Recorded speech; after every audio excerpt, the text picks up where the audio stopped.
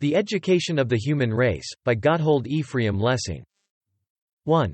That which education is to the individual, revelation is to the race. 2. Education is revelation coming to the individual man. And revelation is education which has come, and is yet coming, to the human race. 3. Whether it can be of any advantage to the science of instruction to contemplate education in this point of view, I will not here inquire. But in theology it may unquestionably be of great advantage, and may remove many difficulties, if revelation be conceived of as the educator of humanity. 4. Education gives to man nothing which he might know edges out of himself. It gives him that which he might edges out of himself, only quicker and more easily. In the same way too, revelation gives nothing to the human species, which the human reason left to itself might not attain. Only it has given, and still gives to it, the most important of these things earlier. 5. And just as in education, it is not a matter of indifference in what order the powers of a man are developed, as it cannot impart to a man all at once. So was God also necessitated to maintain a certain order, and a certain measure in his revelation. 6. Even if the first man were furnished at once with a conception of the one God, yet it was not possible that this conception, imparted, and not gained by thought, should subsist long in its clearness. As soon as the human reason, left to itself, began to elaborate it, it broke up the one immeasurable into many measurables, and gave a note or sign of mark to every one of these parts. 7. Hence naturally arose polytheism and idolatry. And who can say how many millions of years human reason would have been bewildered in these errors, even though in all places and times there were individual men who recognized them as errors, had it not pleased God to afford it a better direction by means of a new impulse. 8. But when he neither could nor would reveal himself any more to each individual man, he selected an individual people for his special education, and that exactly the most rude and the most unruly, in order to begin with it from the very commencement. 9. This was the Hebrew people, respecting whom we do not in the least know what kind of divine worship they had in Egypt. For so despised a race of slaves was not permitted to take part in the worship of the Egyptians, and the God of their fathers was entirely unknown to them. 10.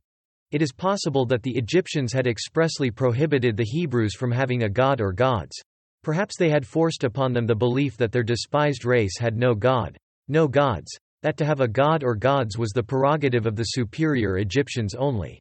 And this may have been so held in order to have the power of tyrannizing over them with a greater show of fairness.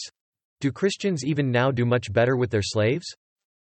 11. To this rude people God caused himself to be announced first, simply as the God of their fathers, in order to make them acquainted and familiar with the idea of a God belonging to them also, and to begin with confidence in him. 12. Through the miracles with which he led them out of Egypt, and planted them in Canaan, he testified of himself to them as a God mightier than any other God. 13. And as he proceeded, demonstrating himself to be the mightiest of all, which only one can be, he gradually accustomed them thus to the idea of the One.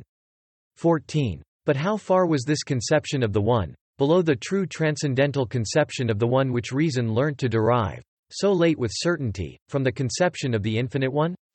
15. Although the best of the people were already more or less approaching the true conception of the One only, the people as a whole could not for a long time elevate themselves to it. And this was the sole true reason why they so often abandoned their one God, and expected to find the one, i.e., as they meant, the mightiest, in some god or other, belonging to another people.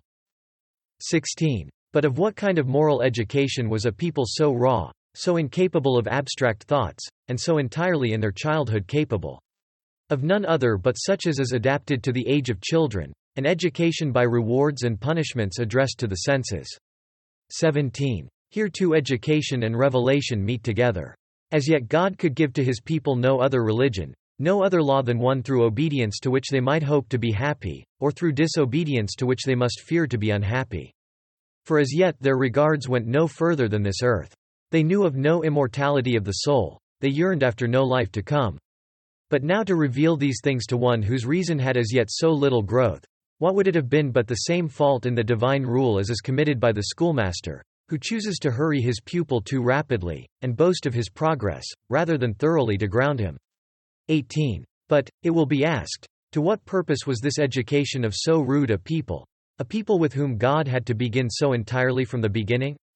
I reply, in order that in the process of time he might employ particular members of this nation as the teachers of other people.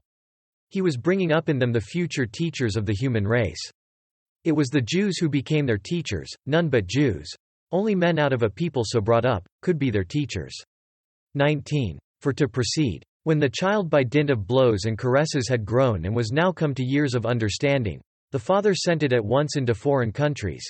And here it recognized at once the good which in its father's house it had possessed, and had not been conscious of. 20. While God guided his chosen people through all the degrees of a childlike education, the other nations of the earth had gone on by the light of reason. The most part had remained far behind the chosen people. Only a few had got before them. And this, too, takes place with children, who are allowed to grow up left to themselves. Many remain quite raw, some educate themselves even to an astonishing degree.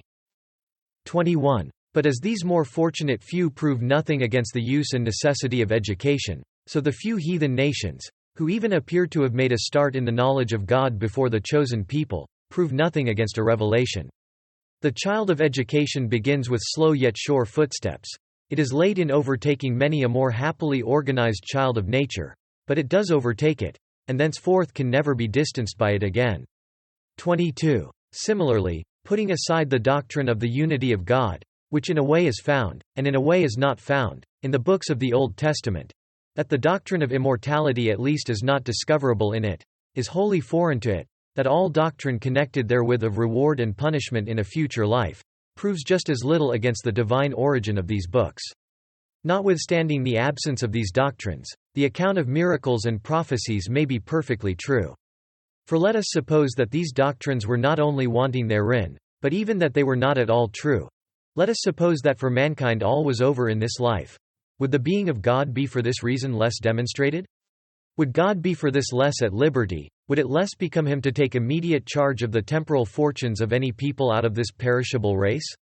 The miracles which he performed for the Jews, the prophecies which he caused to be recorded through them, were surely not for the few mortal Jews, in whose time they had happened and been recorded. He had his intentions therein in reference to the whole Jewish people, to the entire human race, which, perhaps, is destined to remain on earth forever, though every individual Jew and every individual man die forever. 23. Once more, the absence of those doctrines in the writings of the Old Testament proves nothing against their divinity. Moses was sent from God even though the sanction of his law only extended to this life. For why should it extend further? He was surely sent only to the Israelitish people of that time, and his commission was perfectly adapted to the knowledge, capacities, yearnings of the then existing Israelitish people, as well as to the destination of that which belonged to the future. And this is sufficient. 24. So far ought Warburton to have gone, and no further. But that learned man overdrew his bow. Not content that the absence of these doctrines was no discredit to the divine mission of Moses, it must even be a proof to him of the divinity of the mission. And if he had only sought this proof in the adaptation of such a law to such a people. 24. But he betook himself to the hypothesis of a miraculous system continued in an unbroken line from Moses to Christ, according to which, God had made every individual Jew exactly happy or unhappy, in the proportion to his obedience or disobedience to the law deserved. He would have it that this miraculous system had compensated for the want of those doctrines, of eternal rewards and punishments, and without which no state can subsist, and that such a compensation even proved what that want at first sight appeared to negative. 25. How well it was that Warburton could by no argument prove or even make likely this continuous miracle, in which he placed the existence of Israelitish theocracy. For could he have done so, in truth, he could then, and not till then, have made the difficulty really insuperable, to me at least. For that which was meant to prove the divine character of the mission of Moses, would have rendered the matter itself doubtful, which God, it is true, did not intend then to reveal, but which on the other hand, he certainly would not render unattainable. 26. I explain myself by that which is a picture of revelation. A primer for children may fairly pass over in silence this or that important piece of knowledge or art which it expounds, respecting which the teacher judged, that it is not yet fitted for the capacities of the children for whom he was writing. But it must contain absolutely nothing which blocks up the way towards the knowledge which is held back, or misleads the children from it. Rather far, all the approaches towards it must be carefully left open, and to lead them away from even one of these approaches, or to cause them to enter it later than they need, would alone be enough to change the mere imperfection of such a primer into an actual fault. 27. In the same way, in the writings of the Old Testament, those primers for the rude Israelitish people, unpracticed in thought, the doctrines of the immortality of the soul, and future recompenses, might be fairly left out. But they were bound to contain nothing which could have even procrastinated the progress of the people, for whom they were written, in their way to this grand truth. And to say but a small thing, what could have more procrastinated it than the promise of such a miraculous recompense in this life? A promise made by him who promises nothing that he does not perform. 28. For although unequal distribution of the goods of this life, virtue and vice seem to be taken too little into consideration, although this unequal distribution does not exactly afford a strong proof of the immortality of the soul and of a life to come, in which this difficulty will be reserved hereafter, it is certain that without this difficulty the human understanding would not for a long time, perhaps never, have arrived at better or firmer proofs. For what was to impel it to seek for these better proofs? Mere curiosity? 29. An Israelite here and there, no doubt, might have extended to every individual member of the entire commonwealth those promises and threatenings which belong to it as a whole, and be firmly persuaded that whosoever should be pious must also be happy, and that whoever was unhappy must be bearing the penalty of his wrongdoing, which penalty would forthwith change itself into blessing, as soon as he abandoned his sin. Such a one appears to have written Job, for the plan of it is entirely in this spirit. 30. But daily experience could not possibly be permitted to confirm this belief, or else it would have been all over, forever, with people who had this experience, so far as all recognition and reception was concerned of the truth as yet unfamiliar to them. For if the pious were absolutely happy, and it also of course was a necessary part of his happiness that his satisfaction should be broken by no uneasy thoughts of death, and that he should die old, and satisfied with life to the full, how could he yearn after another life? And how could he reflect upon a thing after which he did not yearn? But if the pious did not reflect thereupon, who then should reflect? The transgressor? He who felt the punishments of his misdeeds, and if he cursed this life, must have so gladly renounced that other existence. 31. Much less would it signify if an Israelite here and there directly and expressly denied the immortality of the soul and future recompense, on account of the law having no reference thereto.